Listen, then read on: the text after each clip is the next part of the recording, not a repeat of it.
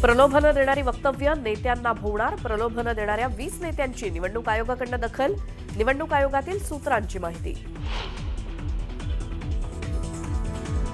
सर्व बाजूंचा विचार करून कायदेशीर सल्ला घेऊनच निवडणुका पुढे ढकलल्या. राज्य निवडणूक आयोगाकडून स्पष्टीकरण. सूत्रांची माहिती.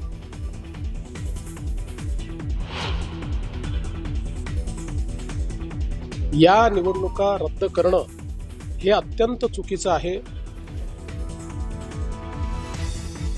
निवडणुका पुढे ढकलण्याचा निर्णय चुकीचा. आयोगाच्या निर्णयावर फडणवीसांची नाराजी. निवडणुका स्थगित न करता सुरू ठेवाव्यात. भाजप प्रदेशाध्यक्ष रवींद्र चव्हाणांचं निवडणूक आयोगाला पत्र.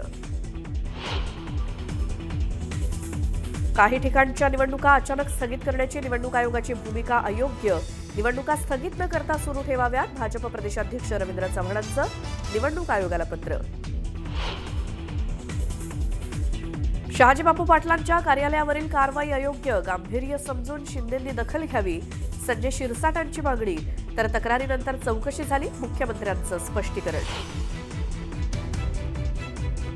महालक्ष्मीला कमळावर बसायचं कळतं. कमळावर बसूनच लक्ष्मी घरी येणार आहे. सांगलीच्या जतमधल्या प्रचार सभेत पंकजा मुंडेंचं वक्तव्य.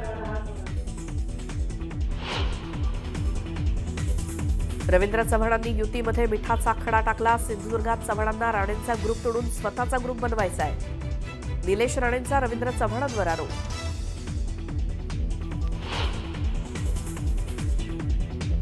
नगर परिषद निवडणूक प्रचाराच्या शेवटच्या दिवशी चंद्रपूरच्या मूल शहरात गौतमी पाटीलचा रोड शो.